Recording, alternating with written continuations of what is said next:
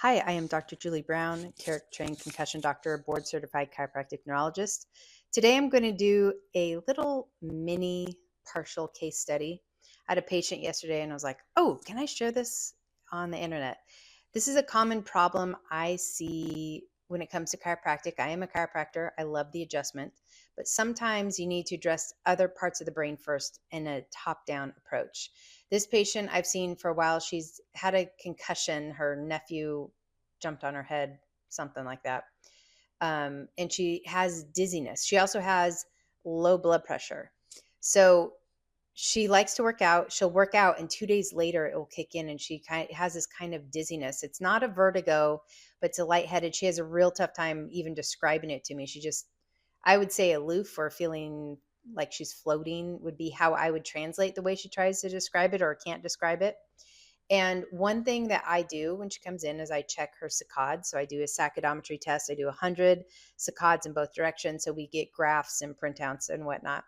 So I'm going to show you two of her graphs, one from last week and one from yesterday or the other day when she was feeling worse. So we've slowly starting upping her workouts, very mild, and we wait and see kind of how she does in those next 2 days. Last week she did better. This week she didn't do as well and she felt a little off. One of the things that I do with therapy is if I take an optokinetic strip, it's a red and white stripe, and I make it go to the left in her field of vision, so her eyes are going to tick like this. She gets dizzy. I have to go really slow with her. Um, when I do a vestibular roll, she gets dizzy. I have to, again, everything is really slow with her, and she would like to be able to work out again, and her blood pressure is super low. So we're doing all sorts of things to, in her case, stimulate her reticular activating system. But the other thing that I noticed from a chiropractic standpoint, if I was not looking at the brain and taking all these things into consideration, when I do passive shoulder flexion on the right, in particular, her shoulder, it doesn't anterior translate like it's supposed to. She's tight and locked up here. So what happens is she shows up different on her saccadimetry test. So let me press record here. And I'm going to do my behind the scenes magic with playing this video. So here, I'm going to show here. This was her week before. What I look here, it's a phase plot, and it has a velocity on this side and position on this side. When I test her, I have a laser on her head, and it goes 10 degrees in both directions. So that should add up to 20. She should be coming and stopping right at this 20. Our saccades are very specific. So in this scenario, the reds I call the right brain, and they're going to look to a dot that's to the left. And the red the green I'm going to call the left brain, and they're going to look to the dot when it goes to the right. When you look both directions, they should be on top of each other. This has been a chronic thing with her. These greens, which is going to be the left cortex, control the right side of the body. The reds control the left side of the body.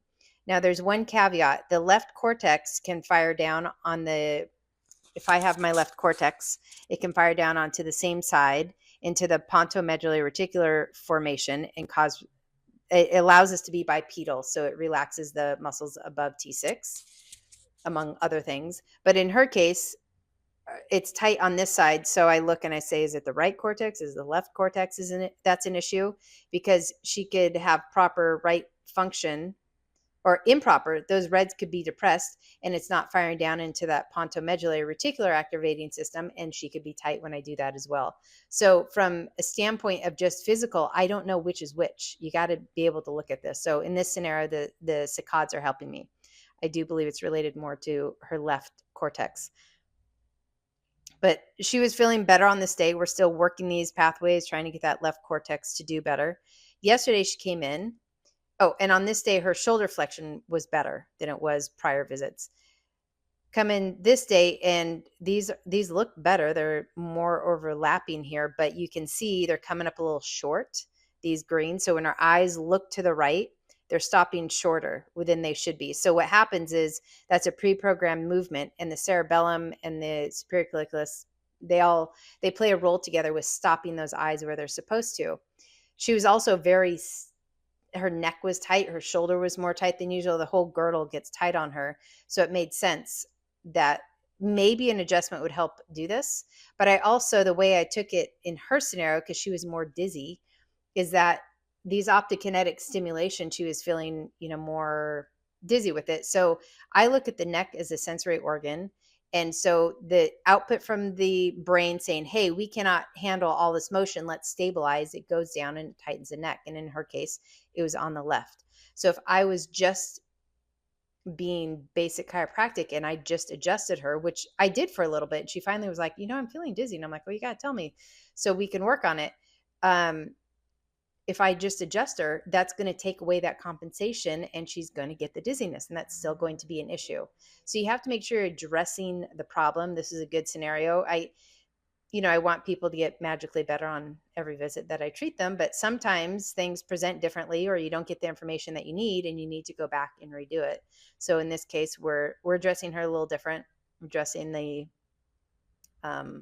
low blood pressure, can't think of the technical word, and the visual cortex for her to help her feel better. Anyway, I wanted to share adjustment is not always the right approach. I love adjusting. It's fun for me. I wish I was like a better adjuster, but it is fun for me to do.